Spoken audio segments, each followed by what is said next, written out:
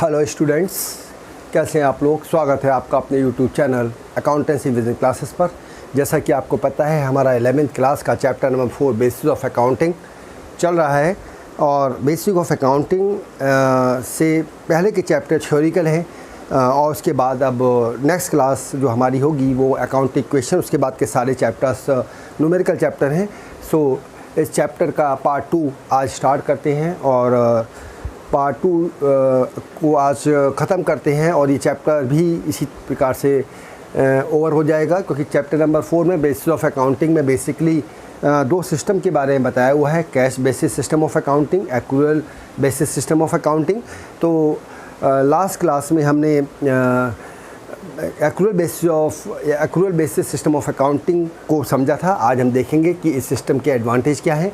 यानी अगर मैं advantage of accrual basis system of accounting कहूँ तो it is more scientific comparing to cash basis of accounting. यानी अगर मैं accrual basis system of accounting की कैश बेसिस सिस्टम से कंपेयरिंग करूं तो accrual basis system of accounting ज़्यादा साइंटिफिक है, बिकॉज इसमें कैश और credit transaction both are taken into consideration, and apart from it in cash basis system of accounting only cash transactions are recorded in the books of accounts. So we can say it is more scientific,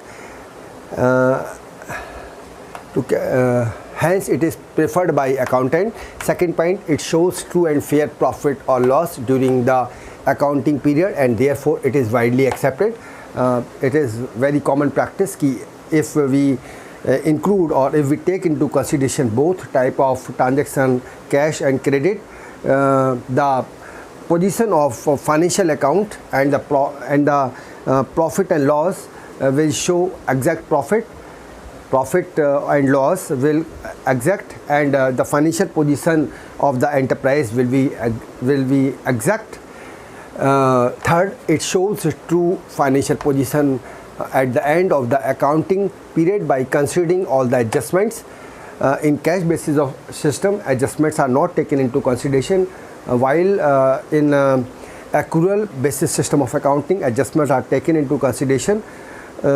When we consider the adjustments, the financial position as well as the profit and loss will show the exact condition of the organization.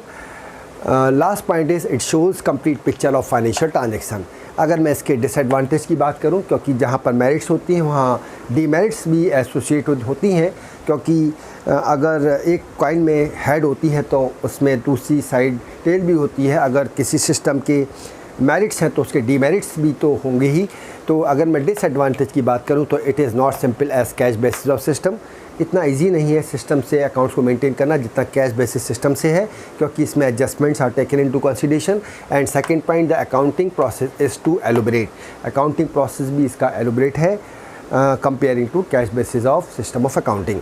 अगर मैं difference की बात करूं cash basis of accounting and accrual basis of accounting की, तो अगर basis देखूं मैं नेचर ऑफ ट्रांजैक्शन के बेस पर अगर मैं इन दो सिस्टम में डिफ्रेंशिएट करूं जो कि अकाउंटिंग मेंटेन करने में काम आती हैं, तो एक्रूअल बेसिस ऑफ अकाउंटिंग में कैश और क्रेडिट ट्रांजैक्शंस रिकॉर्ड होते हैं, दोनों ट्रांजैक्शंस रिकॉर्ड होते हैं, राइट। लेकिन कैश बेसिस ऑफ अकाउंटिंग में सिर्फ कैश ट्रांजैक्शंस रिकॉर्ड होते हैं, only cash transactions are recorded.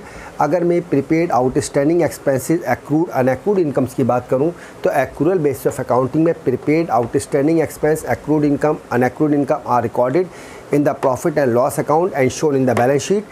But अगर मैं कैश बेसिस ऑफ अकाउंटिंग की बात करूँ तो prepaid outstanding expense, accrued unaccrued incomes are not taken into consideration.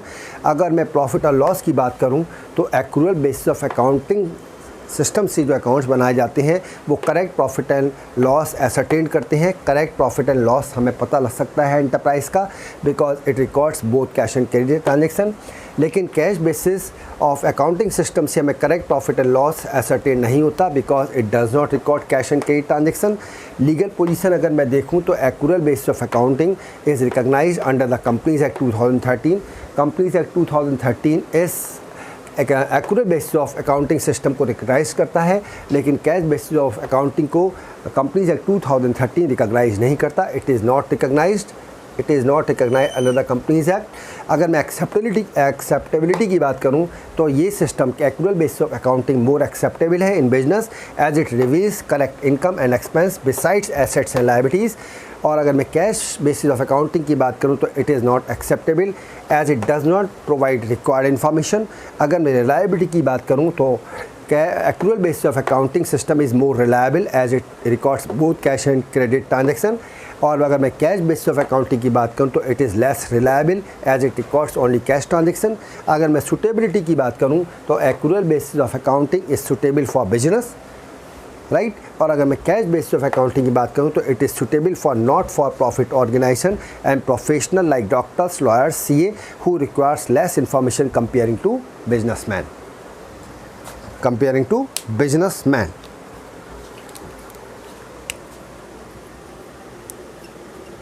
Comparing to businessman। So students, इसी के साथ इस चैप्टर को आज कंप्लीट करते हैं। इस चैप्टर में से ये क्वेश्चन बहुत इंपॉर्टेंट बनता है, what is the difference between actual basis system and cash basis system of accounting. This is the most important question, exam में मोस्टली पूछ लिया जाता है। सो आप इस चैप्टर को अच्छे से तैयार करो, क्योंकि मेरी सारी प्रिपरेशन, मेरी सारी मेहनत इस बात पे डिपेंड करती है कि आप उसकी कितने अच्छे से सेल्फ स्टडी करती हो। क्योंकि एक टीचर आपको गाइडेंस तो दे सकता है, लेकिन परफॉर्म करना आपका ही काम होता है। सो आपको जो मैं चीज़ बता रहा हूँ उसको अच्छे से प्रिपेयर करो और अच्छे से उसे अप्लाई करो, एग्जीक्यूट करो। और कोई प्रॉब्लम आती है तो कमेंट करो, मुझसे क्वेश्चन पुट अप करो, राइट। तो इसी के साथ इस चैप्टर को कंप्लीट करते हैं। नेक्स्ट क्लास में मिलेंगे चैप्टर नंबर 5 अकाउंटिंग क्वेश्चन के साथ। सो आज की क्लास को यहीं कंप्लीट करते हैं। अपने चैनल अकाउंटेंसी विजन क्लासेस को लाइक, शेयर और सब्सक्राइब करना ना भूलिएगा और बेल आइकन को दबाना ना भूलिएगा, ताकि लेटेस्ट नोटिफिकेशन आपको लेटेस्ट वीडियो के बारे में मिलते रहें। So thank you so much for watching it. Have a good day, good bye, good luck.